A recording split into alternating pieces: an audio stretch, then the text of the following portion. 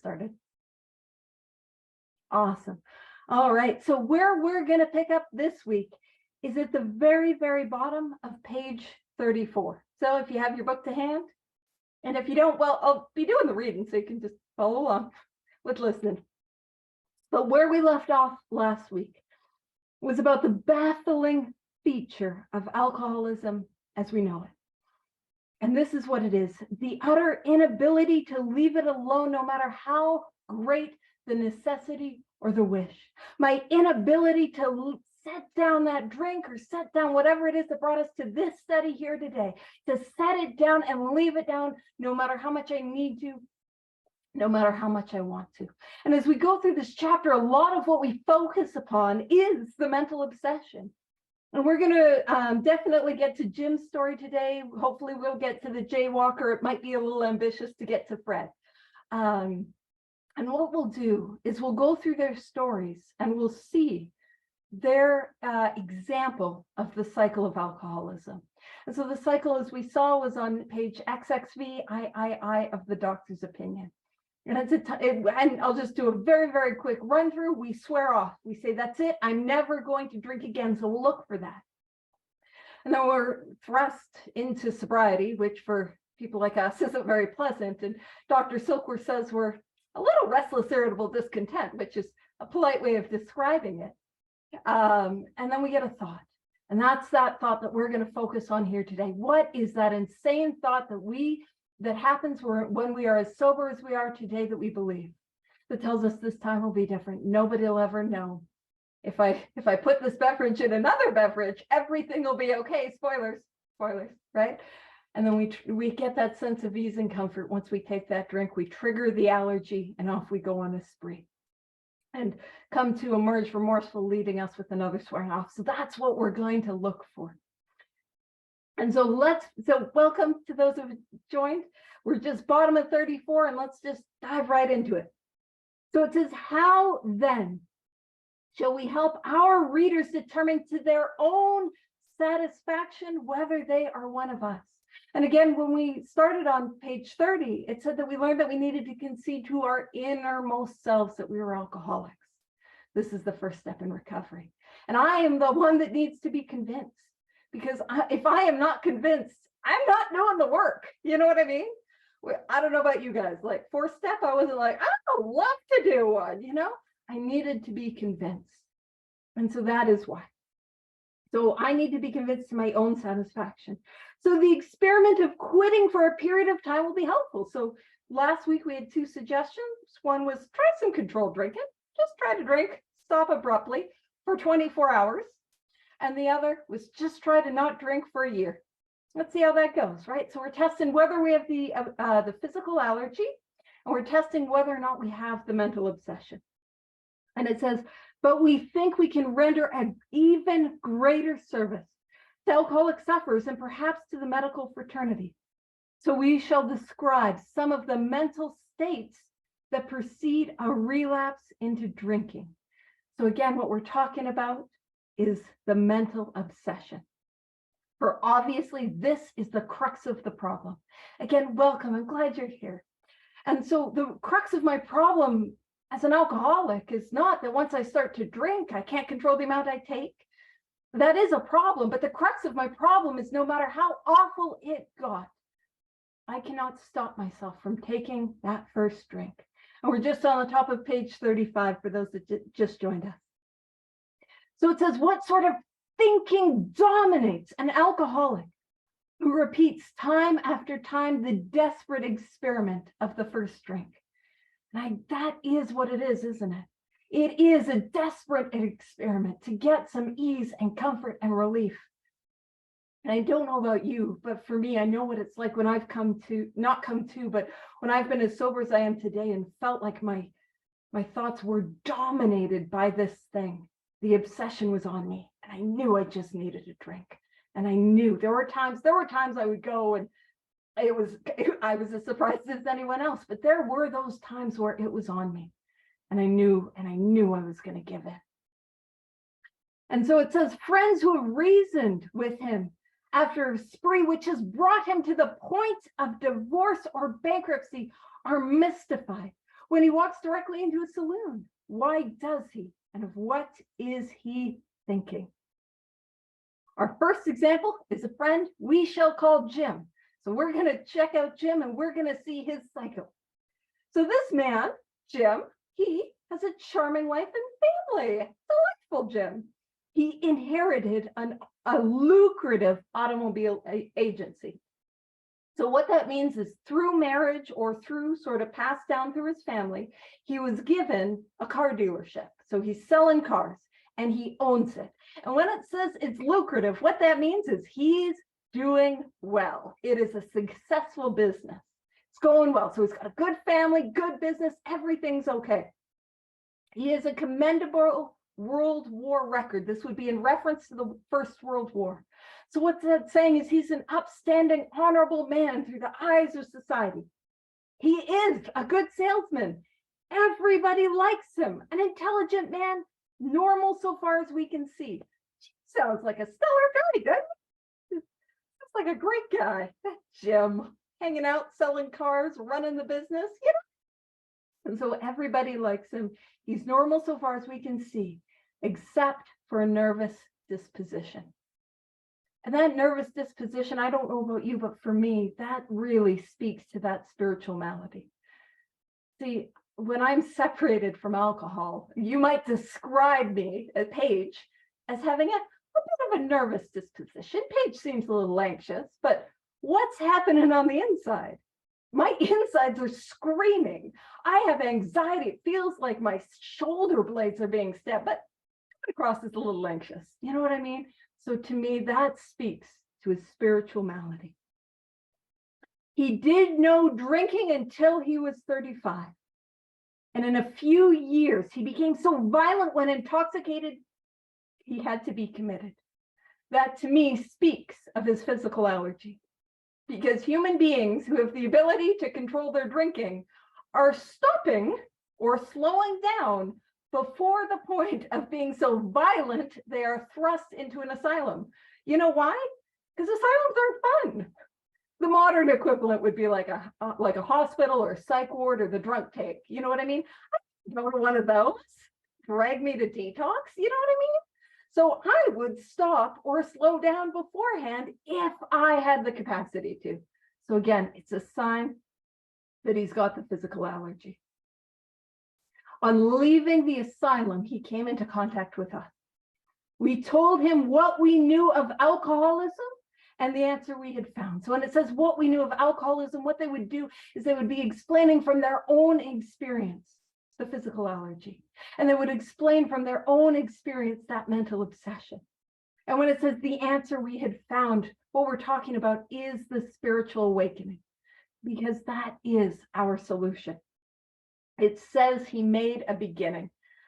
And I'll just say, like in contemporary 12-step circles, he made a beginning typically looks like is he started on his 4 and sat right down. You know what I mean? That's typically what that means.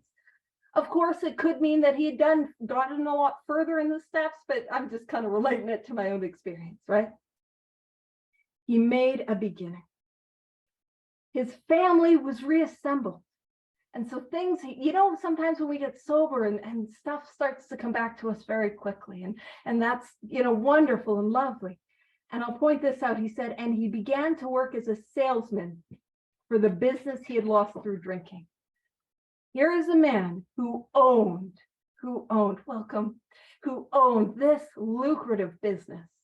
And now he's working for it, selling cars. He used to be the boss. I would be super, super bitter and resentful. I don't know about you. I would be pissed. Like I would hate it. I would have a gripe. The guy who's running it, like I would have all the ways he's doing it wrong and making change. You know what I mean? So I think it's a sign that spiritual sickness is starting to grow and possibly those resentments are starting to grow.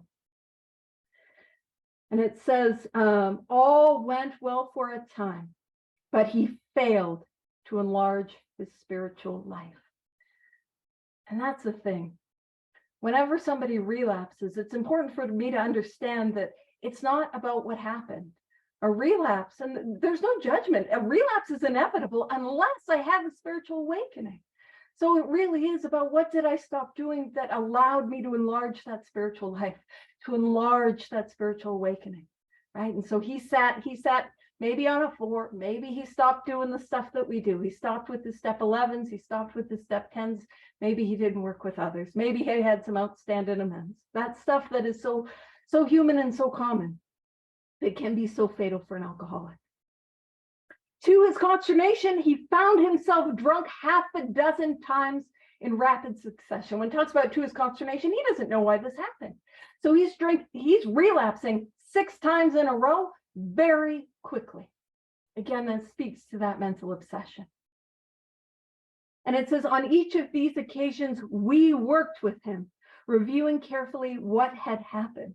And again, I think it speaks to the willingness that they had to continue to work with people. He's getting drunk every 6 times in a row.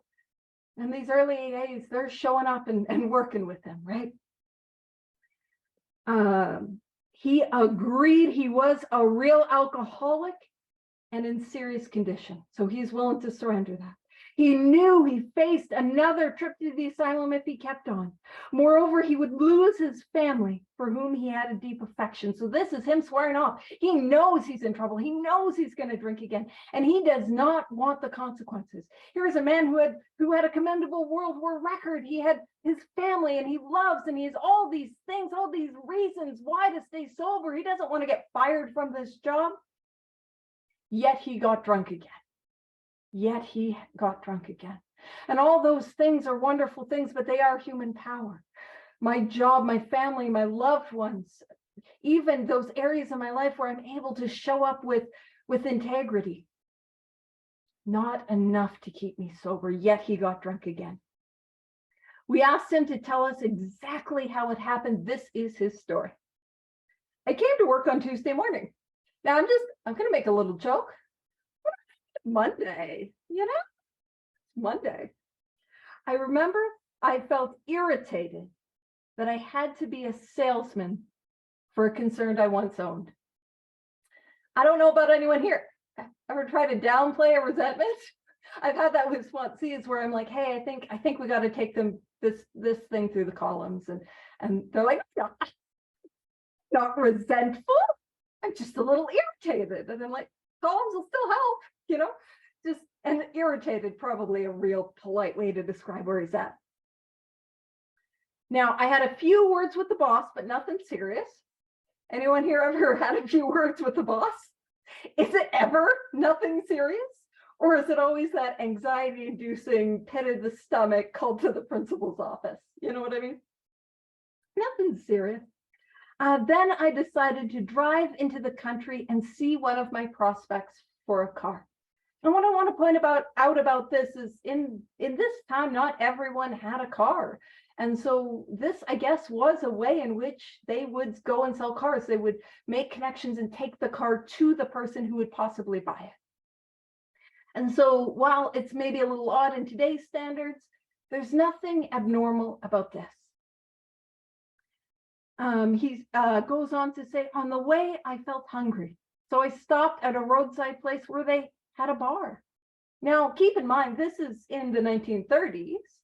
We don't have, like a Burger King or McDonald's or drive-through, a lot of options, and he's out in the country.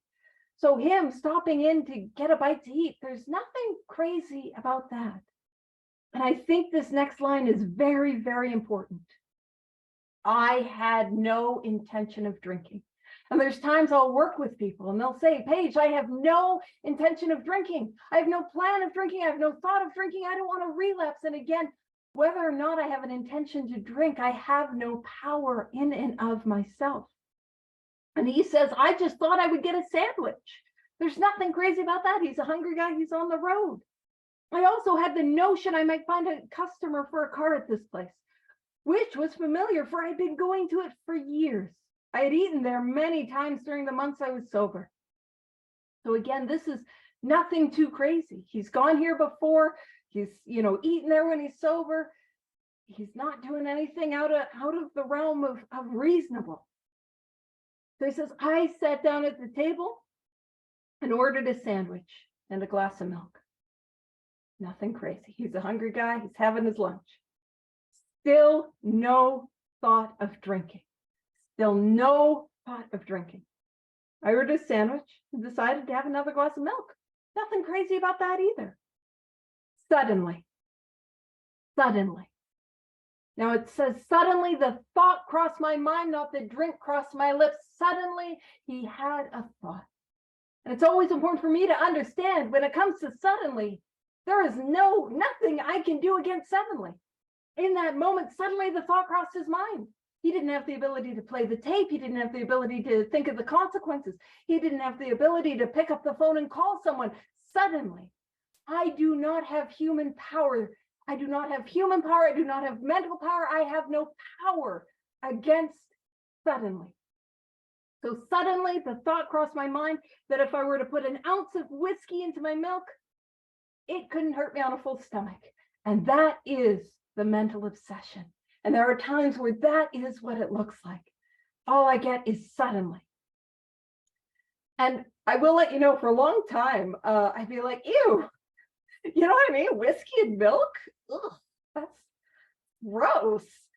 And then somebody pointed out, like, White Russians are a thing, and like all the different alcohol that you put with milk. I hadn't considered it. But yeah, so whiskey and milk, but we can see on the outside, we can see the insanity of it. We can be like, ew, that's maybe a little gross. And he cannot see the truth. So he ordered a whiskey and poured it into the milk. I vaguely sensed I was not being any too smart. And I can remember time after time after time having this vague sense, this gut feeling that this might not be a good idea, but that is easily pushed aside.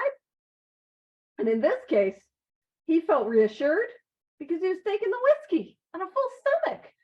I had 2 sandwiches. It can't hurt me, right? Now keep in mind, here's a gentleman who's been in and out of asylums 6 times in the last few months.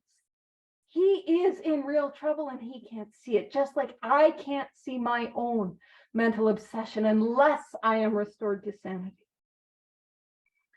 So the experiment went so well, going good. He's getting his ease and comfort, that I ordered another whiskey and poured it into more milk.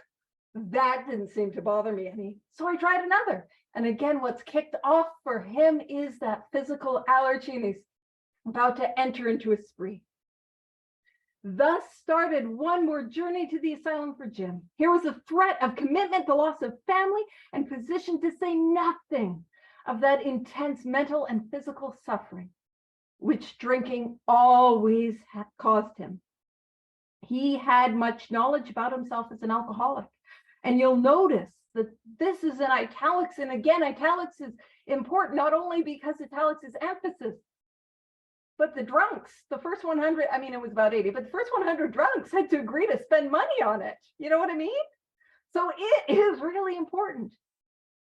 And what we're emphasizing here is that self-knowledge avails me nothing. Knowing I'm an alcoholic, being able to draw the cycle from memory, being able to point all these things out and tell you all the fun facts about Jim and his story, and tell you who Fred is and all of that, that will not keep me sober. Knowing I'm an alcoholic, conceding to my innermost self that I'm an alcoholic will not keep me sober. He had much knowledge about himself, yet all reasons for not drinking were easily pushed aside in the favor of the foolish idea that he could take whiskey if only he mixed it with milk. Whatever the precise definition of the word may be, we call this plain insanity. And that is another description of the mental obsession, plain insanity. How can such a lack of the proportion of the ability to think straight be called anything else? So I show up and I cannot see what is real and what is false. Says, you may think this is an extreme case. To us, it is not far-fetched.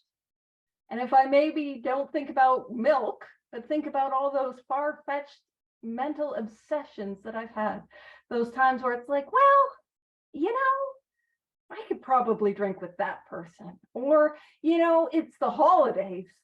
I'm with family. They'll keep me under control. Or, if I take that drink with that pill, I think I'll be able to manage it this time, right? And for anyone who is on the outside, it's like, Paige, no, that's plain insanity. But I cannot see it myself.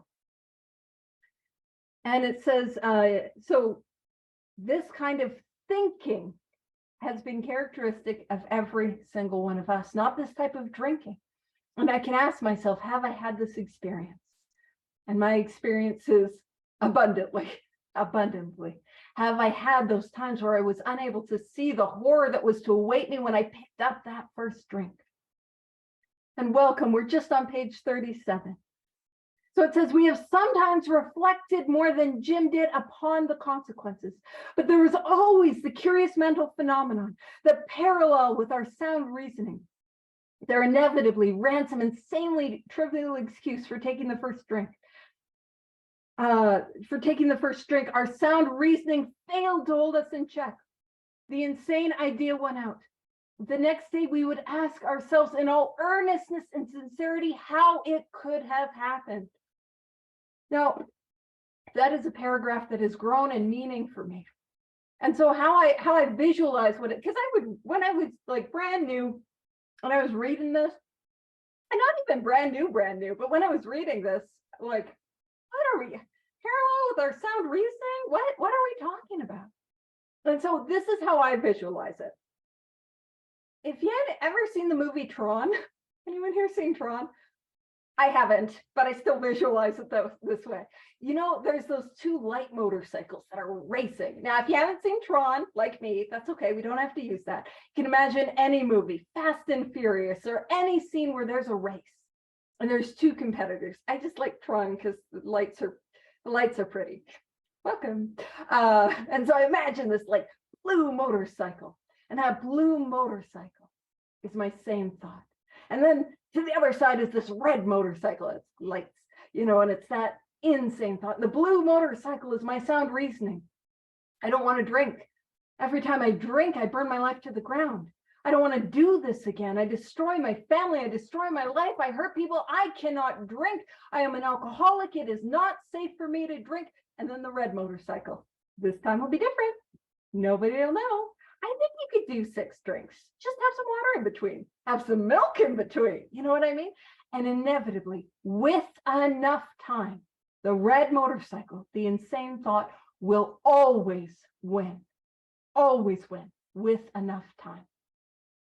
And so for me, when I was able to visualize it in that way and see it in that way, and I visualize it like the red one goes and like crosses in front of the other one, it's all dramatic. Because I'm an adult.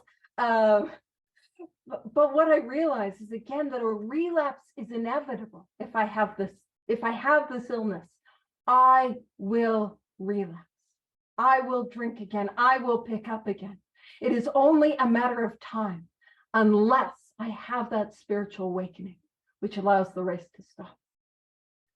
So it says, in some circumstances, we have gone out deliberately to get drunk, feeling ourselves justified by nervousness, anger, worry, depression, or the like.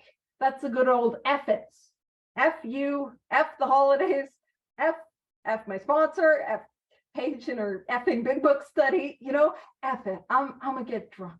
If you knew what I was going through, you would drink too, If you had to face what I had to face, you would drink too, right? That thought. And it says, but even in that type of beginning, we have to admit that our justification for a spree was insanely insufficient in the light of what always happened. See, that thing that I'm using to escape the pain of my consequences creates more consequences that were worse than the pain that I was feeling beforehand, and I cannot see it. We now see that when we begin to drink deliberately, instead of casually, there was little serious or effective thought during the period of premeditation of what the terrific consequences might be. Might as well write horrific. That's what we're talking about, the horrific consequences. Even if I'm thinking about it and I'm trying to play the tape, even if I'm saying, you know what? If you went through what I went through, you drink too. I got to take the edge off. I got to do this thing. In the light of the consequences, it is still an insane choice. And so this is everyone's favorite story. I shouldn't say everyone's because I shouldn't speak for everyone, but most people just love the Jaywalker, and who wouldn't? It's a delightful story. So again, what we're going to see is the idea of the obsession with the Jaywalker, the idea of the allergy with the Jaywalker, and really, actually, the Jaywalker speaks incredibly about the powerlessness. So our behavior is as absurd and incomprehensible with respect to the first drink as that of an individual with a passion, say, for jaywalking. And I do know some people in the UK or in different parts of the world, they don't have that saying. So a jaywalker is somebody who is walking in traffic, technically illegally. So just jumping around playing in traffic. And I have been told sometimes, Paige, why don't you go play in traffic? I am a reformed jaywalker. Thank you very much. Recovered jaywalker. All right. So he gets a thrill out of skipping in front of fast-moving vehicles. So it sounds like running around in cars has given him a sense of ease and comfort, given him a sense of relief. He enjoys himself for a few years in spite of friendly warnings. Now, up to this point, you would label him a foolish chap having queer ideas of fun. Like, well, that's a little silly, right? Who wouldn't? That's a little silly, but it is one of those things that if it was just that, right? If it was just a weird hobby that I had, which was to get blackout drunk or get absolutely obliterated on other substances, you might say, well, you're not harming anyone, right? Now, it says luck then deserts him and he is slightly injured several times in succession. So we're starting to see the consequences. You would expect him, if he were normal, to cut it out. So if he had the power of choice, this is where he would stop. Presently, he is hit again, and this time has a fractured skull. So we're seeing the progression. We're seeing the consequences get worse.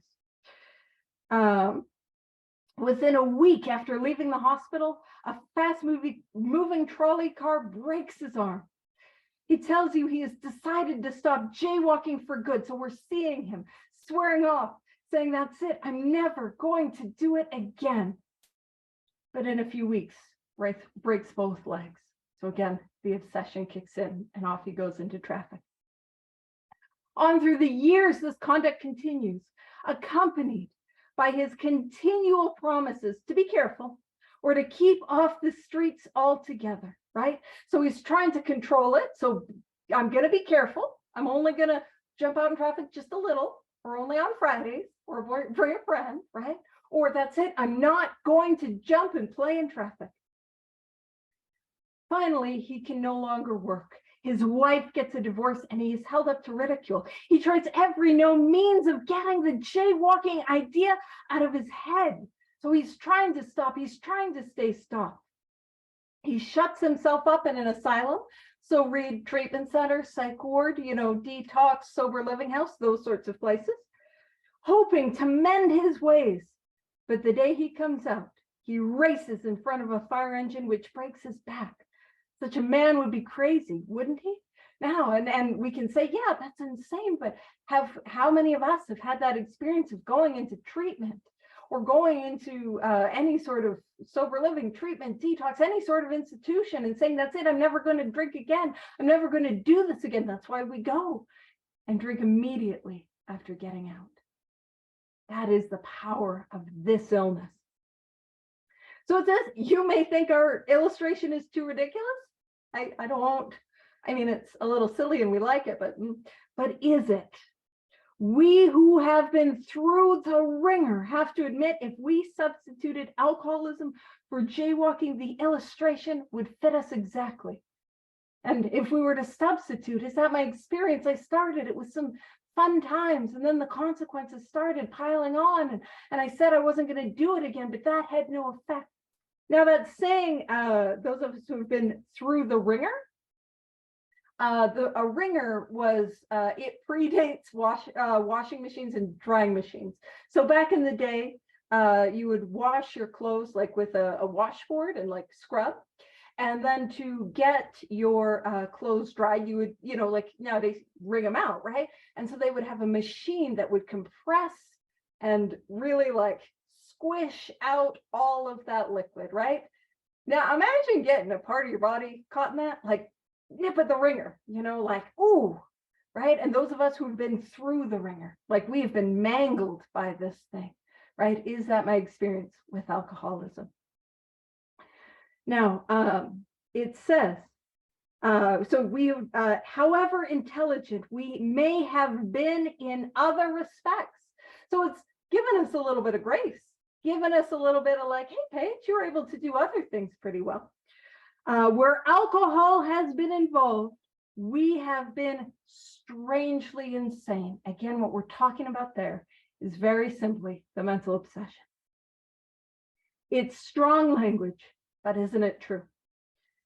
Some of you are thinking, and that's what I love about this book, doesn't it always meet us where we're at? Like I don't know if I'm as bad as Jim. I've not once tried to sell a car in the country, all the ways I don't fit, right? The book meets me where I'm at and takes me where I need to go. So some of you are thinking, yes, what you tell us is true, but it doesn't fully apply. I am an exception. We admit we have some of the symptoms. I'll point out we got two big ones. It's the inability to control the amount we take, which is the physical allergy, and the mental obsession, some of the two symptoms, right? But we have not gone to the extremes you fellows did, nor are we likely to, nor are we likely to, for we understand ourselves so well after what you've told us that such things cannot happen again, right? I came in young. I came in with a lot of andas. I came in with a lot of yeah buts. I came in with a lot of denial, and here's how I don't fit. And again, it's saying, hey, I understand myself so well. Look at that. I've got some self-knowledge I can pepper into this situation, right? And what we're seeing is that if I have alcoholism, that's going to do nothing. I will drink again. And it says, we have not lost everything in life through drinking, and we certainly do not intend to. Thanks for the information, which is a polite F off, right? And here's my thing. When I got here, I would come with a lot of denial and a lot of yeah buts and I came with a list, and I haven't had any divorces. I hadn't been married. And that codependent hostage situation, we were not letting go of each other. So, I mean, you know what I mean? Like, right? And I'm like, listen, I haven't had any DUIs. I'll point out, don't have a driver's license. Now, I'm very well aware having a DUI and a driver's license is not mutually exclusive. They can exist without each other, right? And I came with a lot of like, what was it? I haven't lost jobs. Now, keep in mind, I wasn't very employable, and yes, I did lose jobs. I had a lot of these exceptions, a lot of these, but I'm different and I'm young. I have not lost a house. Now, keep in mind, I was homeless for a while, but I hadn't lost a home. Now, none of those things make me alcoholic. Those are can be consequences of alcoholism. But if I am alcoholic, it is simply, can I control the amount I take when I drink every single time? And when I honestly want to, can I quit entirely? Can I stay sober on my own power? So that polite thanks for the information, that may be true of certain non-alcoholic people who, though drinking foolishly and heavily at the present time, are able to stop or moderate because their brains and bodies have not been damaged as ours were. But the actual or potential alcoholic, with hardly an exception, will be absolutely unable to stop drinking on the basis of self-knowledge. That is in italics. I think that might be a point they want to emphasize. It says this is the point we wish to emphasize and re-emphasize to smash home upon our alcoholic readers, as it has been revealed out of bitter experience. This is our experience. And so now what we're going to do is we're going to read about Fred. And Fred, his actual name was Harry Brick. His story was in the first edition, and it was called A Different Slant. And it's actually shorter than his story is in More About Alcoholism. So we're gonna see what's going on for Fred, and we're gonna see, his example of his cycle. And one of the things I like to do about Fred is I like to joke around. So we're going to joke around a little in Fred's story because it's been very serious up until now. All right, so Fred is a partner in a well-known accounting firm. His income is good. He has a fine home, is happily married, and the father of promising children of college age. He is so attractive a personality that he makes friends with everyone. Man, Jim. I was thinking Jim was where it's at, but no, it's a Fred. And also, hi, yeah, I got it. So I was saying welcome to Fred. So who doesn't love Fred? Am I right? So if there was ever a successful businessman, it is Fred. Fred's here, yeah. To all appearances, he's a stable, well-balanced individual. And you can see what Fred is addressing is a lot of the yeah buts. So as I'm reading through Fred's story, and I'm like, no, I'm a good person. I'm a good family member. Maybe I'm reading it and thinking, no, I have a good marriage, or no, I'm a good parent, or, I get along with others and I'm successful in business. That's what we're addressing. We're dealing with that denial. And so it says, yet he is alcoholic. We first saw Fred about a year ago in the hospital, where he had gone to recover from a bad case of jitters.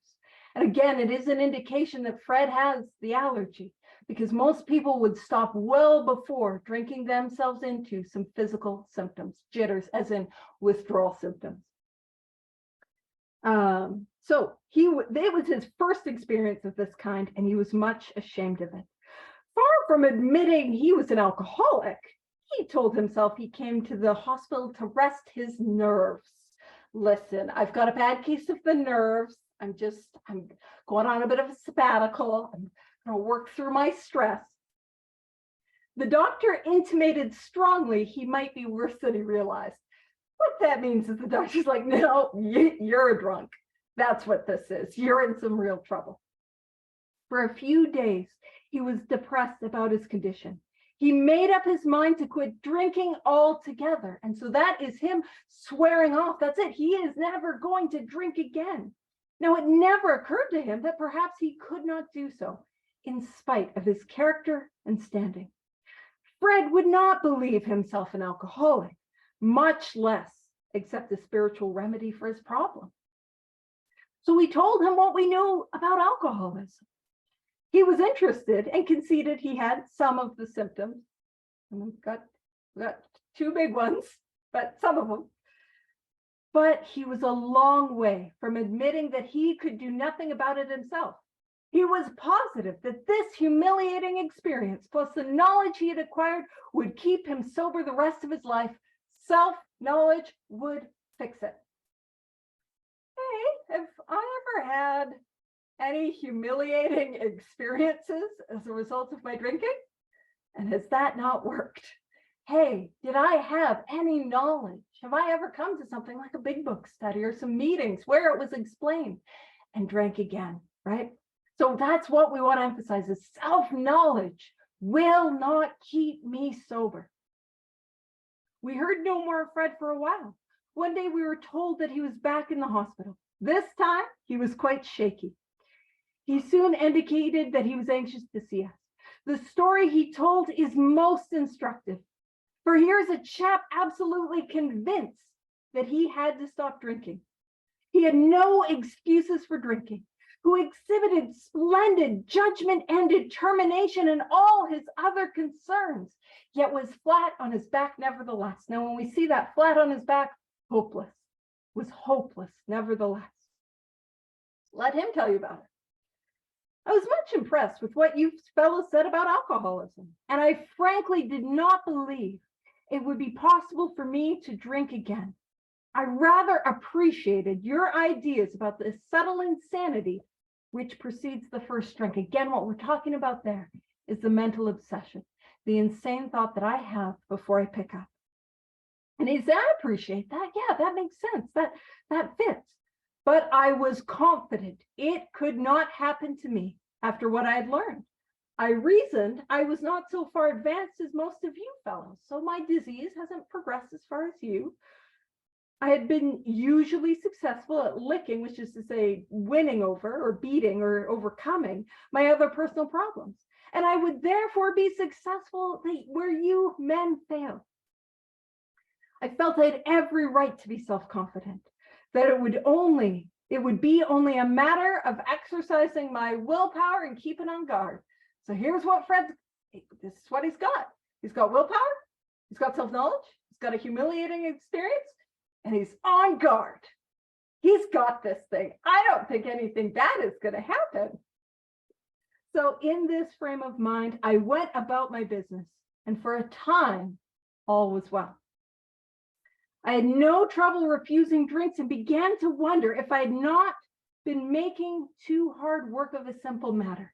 Now, this is not him going full on insane. This is not the mental obsession saying, Fred, take a drink. But what I've noticed is that the mental obsession, all it wants, really all my alcoholism wants, is one more drink.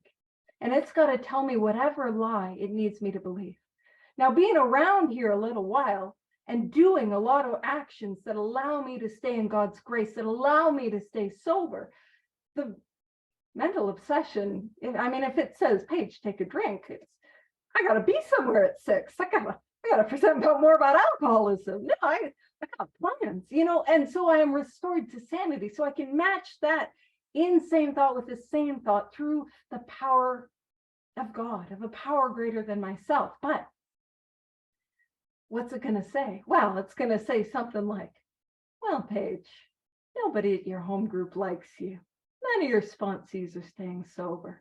You're doing an awful lot of work. You got to focus on some other area of your life, right? That's slow. By the way, my sponsees are staying sober.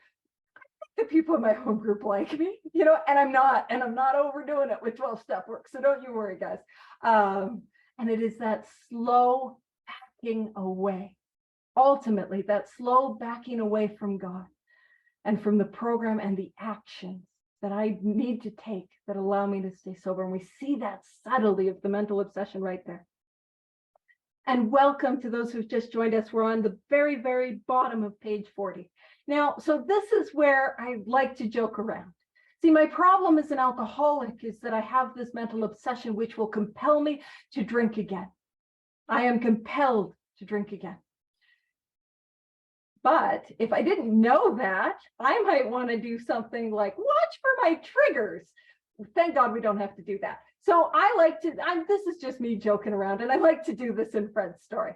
So let's see if we can spot Fred's trigger. All right. And then I'll point out where the mental obsession actually is. So Fred, and I'm joking, the problem is always my connection with God and never anything outside of myself. So just in case people just joined and think, she's leading a big book study and talking about watching her triggers. No, joking around. All right, so let's see if we can find his triggers. One day, I went to Washington to present some accounting evidence to a government bureau. Oh no, he's out of town. That could be his trigger. I'd been out of town before during this particular dry spell, so there was nothing new about that. Okay, that's not his trigger. Maybe physically he's a little unwell, cold flu season, things are going around.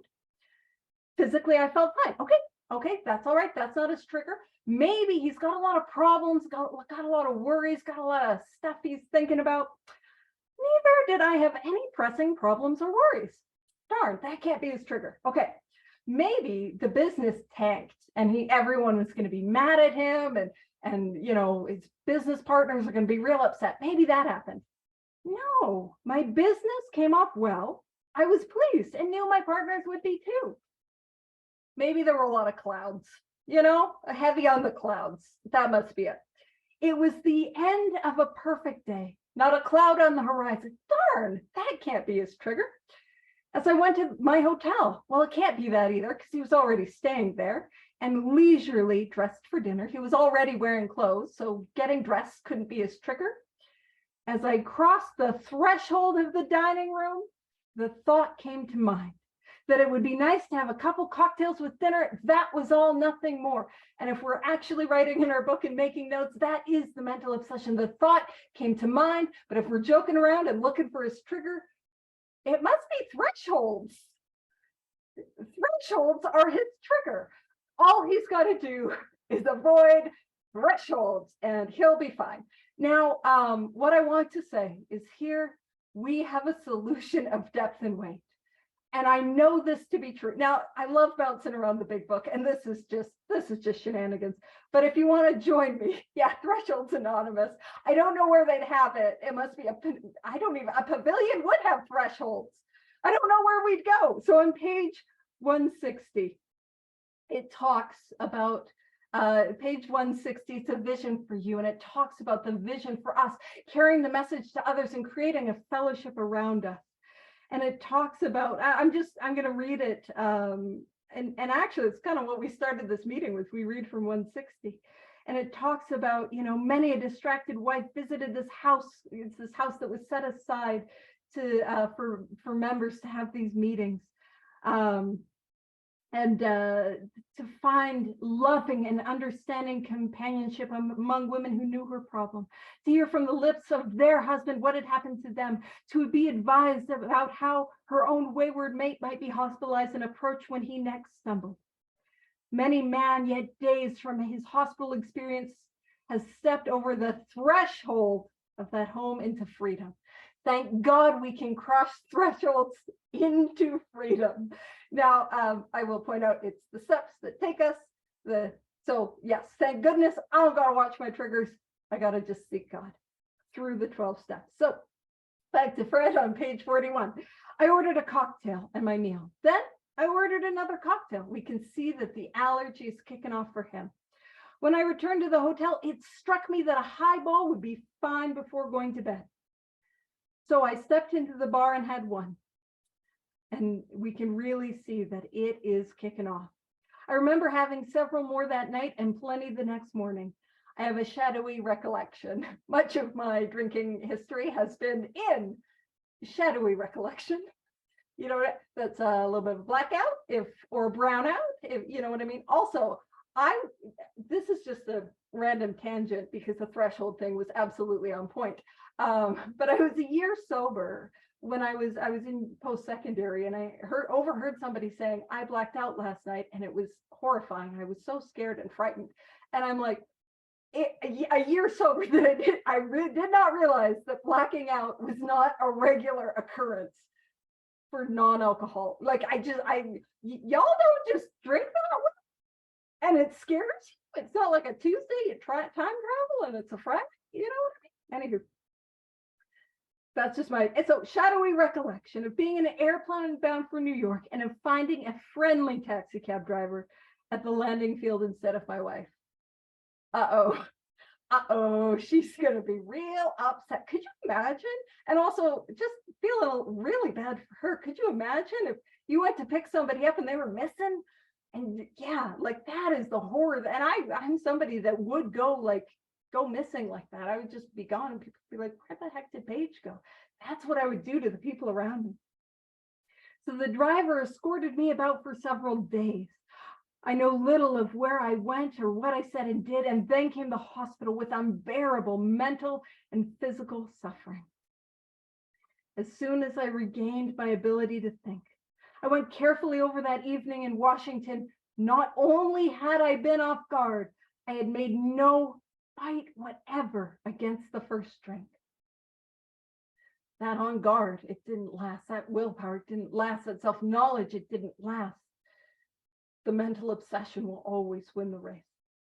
This time, I had not thought the consequences at all. So again, when the obsession is on me, I will not be able to play the tape through or think of the consequences. I will not. So I had commenced to drink as carelessly as though the cocktails were ginger ale. I now remembered what my alcoholic friends had told me, how they prophesied that if I had an alcoholic mind, the mental obsession, the time and place would come. I would drink again. And that is my reality. If I have an alcoholic mind, if I have examples from my own life where I've done this, I will drink again against my own will. I don't want to, and I will, unless I have a spiritual awakening that I continue to grow. So they had said that though I did raise a defense, it would one day give way before some trivial reason for having a drink. Well, just that did happen and more. For what I had learned of alcoholism did not occur to me at all. I knew from that moment I had an alcoholic mind, the mental obsession. I saw that willpower and self-knowledge would not help in those strange mental blank spots where I can't see the true from the false. I had never been able to understand people who had said that a problem had them hopelessly defeated. Hopeless. That's what I always want to emphasize. Hopelessly defeated. I knew then, and it was a crushing blow. 2 of the members of Alcoholics Anonymous came to see me. They grinned, which I didn't like so much. Now, one of the things before I was really working with people and sponsoring others, I would read that and I'm thinking, that these were some like a little self-righteous alcoholics, like, told you so, well, here you are. But after working with people, I know, I shouldn't say I know, but I don't think that's why they're drinking at all. I don't know about you, but I know what it's like to sit down with somebody who's got a lot of plans and got a lot of ideas and a lot of here's what I'm going to do. And this is going to be different this time. And it's like, man, you can just, I'll work with you, but you can just kind of tell. But then you sit down with somebody and they're broken and they're defeated and they're hopeless and you can see it. That's like, yeah, you got that window open, that window of willingness. We can work with you. We got this, right? You might be desperate enough to grab onto this thing, right? And I think that's why they're smiling. They can see that surrender all over him. And it looks like brokenness and hopelessness and no longer being able to do it, coming really to the end of ourselves. And then asked me if I thought myself an alcoholic, if I were really lit this time. I had to concede both propositions. They piled on me heaps of evidence to the effect that an alcoholic mentality, the mental obsession, such as I had exhibited in Washington, was a hopeless condition. Hopeless. And I love this. They cited cases out of their own experience by the dozen. That means 12, right? They're sharing experience after experience of the cycle of their experience, saying, that's it, I'm never going to drink again. And the insane thought that kicked in, and they took the drink from their own experience. And this process snuffed out the last flicker of conviction that I could do the job myself. And I really believe that is Fred's step 1, because he's done and he knows it. And again, it's important for me to have those examples from my own life of the cycle of the mental obsession. Yes, so I can surrender. Yes, so that I can see that I'm at the end of myself, but to offer this to you, to offer this way of life to you, right? Because that's what they did. So they outlined the spiritual answer, right? The spiritual answer. That is our solution, a spiritual experience, a spiritual awakening, and the program of action, which 100 of them had followed successfully. Though I had been only a nominal churchman, he wasn't an overly religious guy, their proposals were not intellectually hard to swallow. And that sounds like him agreeing to step 2. That idea that, okay, maybe a spiritual awakening could exist. Maybe this thing could work for me. But the program of action, though entirely sensible, was pretty drastic, right? And I don't know about you, I went to meetings and I would look at the steps on the wall and I would have myself a little audit about that one, not that one. Whoa, that's pretty drastic. Some of that, a little of that, none of that. Am I right? Right. So, and again, I just love that the book meets us where we're at, right? It meant I would have to throw several lifelong conceptions out the window. That was not easy, but the moment I made up my mind to go through with the process, and that moment he makes up his mind to do this thing, that's his step 3. He makes his 3rd step decision. And as a result of that, he had the curious feeling that his alcoholic condition was relieved. As in fact, it proved to be. Now, I can't say sober off a third step decision. He did follow this up with action. And it says, quite as important was the discovery that spiritual principles, which is to say, these 12 steps would solve all my problems. All my problems. Not just my alcoholism, not just my addiction, not just my mental obsession, all my problems. And it says, I have since been brought into a way of living. Oh man, I was hoping this thing could be a set it and forget it and like do it real hard for a couple 6 months and then coast. Nope, it's a way of life. I've got to keep doing it. A way of living infinitely more satisfying and I hope more useful than the life I lived before. You know what I love about that line that just stood out to me today is in the third step, we make this decision. And it's ultimately this decision to go and work for God. And what that looks like is I'm going to work these steps like my life depends upon it and help others. And in the later chapters, we really see helpful, useful, of service. Like that is my job to be of use. And when it says, and I hope more useful, that sounds like this guy has followed up that third step decision and is fitting himself to be of maximum service to God and the people around him. And it says, my old manner of life was by no means a bad one, but I would not exchange its best moments for the worst I have now. I would not go back to it, even if I could. Fred's story speaks for itself. We hope it strikes home to thousands like him. He had felt only the first nip of the ringer. So just, he hadn't been as badly mangled as others, got his fingers caught a little, but was able to pull them away, right? Most alcoholics have to be pretty badly mangled before they really commence to solve their problems. And what I will just say is I don't believe it has to be an external mangling. I don't. I think it has everything to do with pretty badly mangled, as in pretty badly beaten up internally. It really is that internal concession, coming to the end of myself.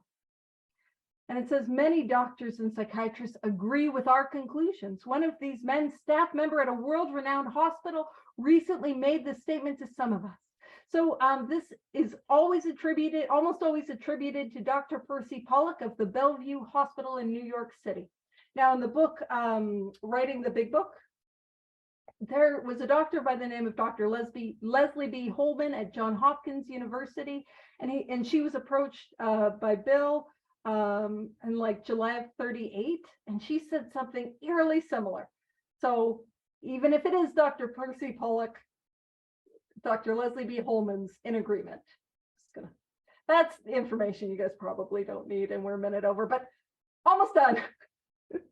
All right, so it says what you say about the general hopelessness, there's that word again, of the average alcoholic's plight is, in my opinion, correct. As the two men whose stories I have heard, there is no doubt in my mind that you were 100% hopeless. And that's the thing. I am 100% hopeless apart from divine help. That's what it says. Had you offered yourselves as patients at this hospital, I would not have taken you if I had been able to avoid it. People like you are too heartbreaking. Though not a religious person, I have profound respect for the spiritual approach in cases such as yours. For most cases, there is virtually no other solution. So 100% hopeless apart from divine help. The doctor doesn't even want to deal with us because we are hopeless and there's virtually no other solution. And so it says once more, and this is summarizing all that we have done up until this point once more. The alcoholic at certain times has no effective mental defense against the first drink, that mental obsession, except in a few rare cases. Neither he nor any other human being can provide such a defense. His defense must come from a higher power. I'll leave it there.